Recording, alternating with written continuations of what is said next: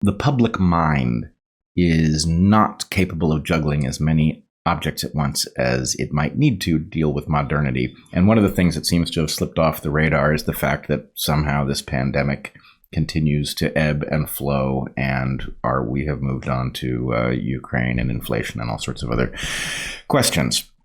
As you point out, you and I in our social circle have seen an obvious wave of COVID. Now, obviously, one social circle could be way off, but the number of people that we've had report COVID in the last several weeks, I would say, is alarming in light of how rare it was a month and a half ago, let's say. So anecdotally speaking, there seems to be a wave. There also seems to be a change in the way COVID is behaving. Several things are evident, both from anecdote and a certain amount of exploration, scientifically speaking. So one thing that we are seeing is the possibility that COVID is moving lower in the lungs. And one thing that you and I have seen in our anecdotal pool is that little kids are getting hit. And they're not getting hit with something very, very minor. They're getting hit with something that is not life-threatening, but is definitely debilitating for days. Yeah. What is the evidence that it's going lower and lower in the lungs? Zach actually... He's getting me water. Getting ice. Well, okay. It is referenced in an article from... Hydrated. Yeah, it is important. Hydration is important. Yeah. I didn't end up with any water, so... Yeah. Anyway. Oh, boy. I see. No worries. In any case...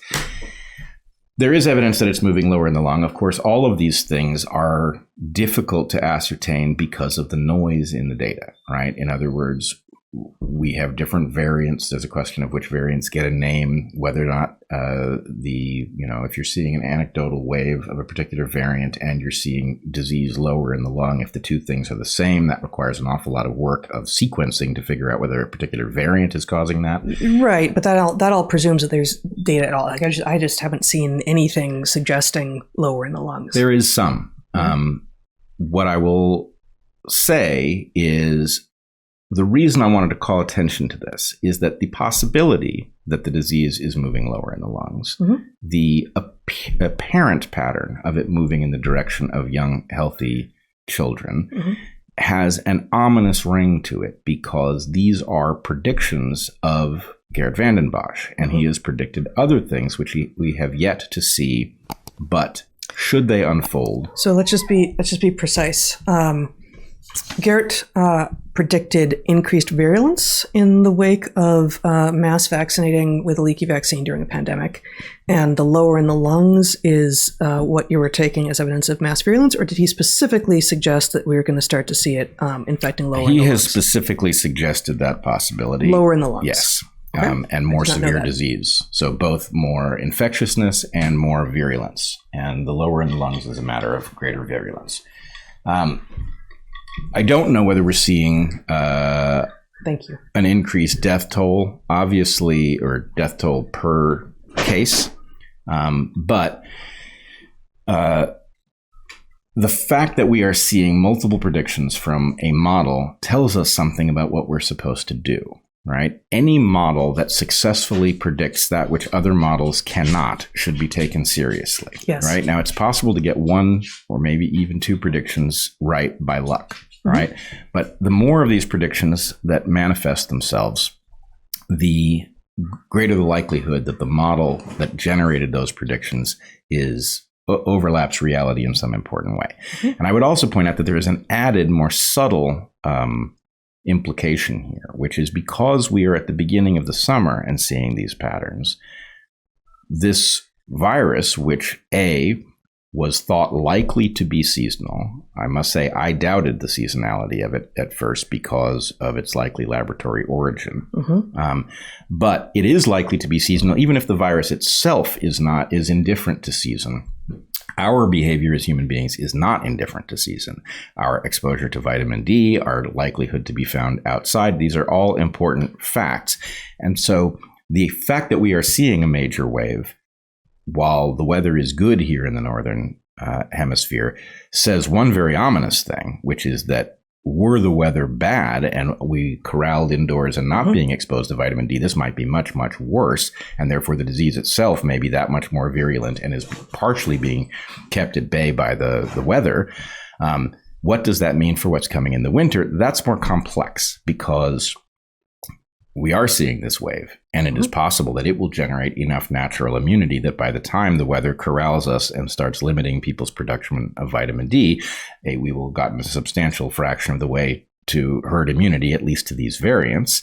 And so one does not want to predict, well, winter's going to be worse, because if it's sufficiently aggressive now at transmission, that will reduce transmission down the road. And so it's possible that it's summer transmission, although it means something ominous about the underlying viral evolution, is a lucky break, because now is when you would prefer to have it circulate so that people are better prepared and less likely to transmit it. When they do have lower viral concentration. Lower viral concentration. When they get it, they will have gotten it with a lower exposure and be less sick. Now, yes, because they tend to be they're more likely to be spaces. outside. Yeah. I now lost my train of thought with regard to what I was going to say in response to you. That all seems quite possible. I don't know what's going on in the Southern Hemisphere. Yeah, I don't either. And part of the problem with having a completely unreliable news environment, a journalistic environment that doesn't work, is that it's we're not seeing it properly reported in the Northern Hemisphere.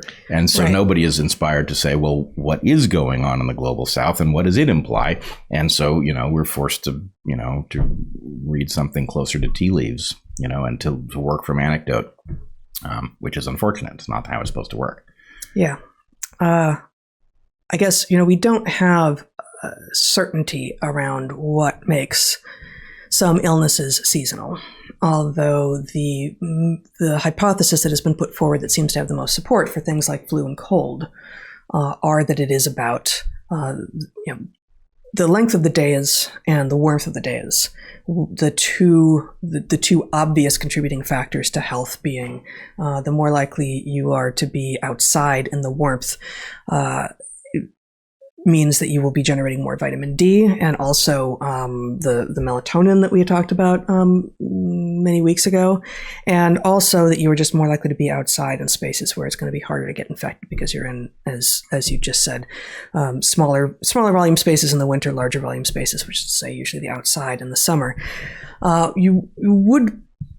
This may be wave. This is a very hard thing to talk about because we don't have data. We only have anecdote, and it does seem like in the last 2 weeks we're seeing this increase.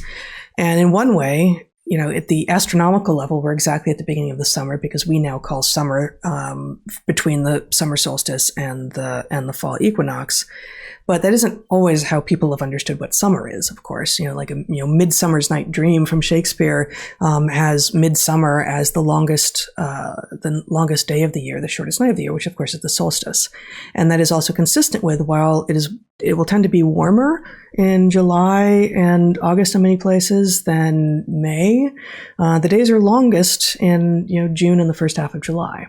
So you might expect regional differences to the degree that this virus is in fact has been seasonal and is moving aseasonal. That here in the Pacific Northwest, for instance, really our summer is just getting started.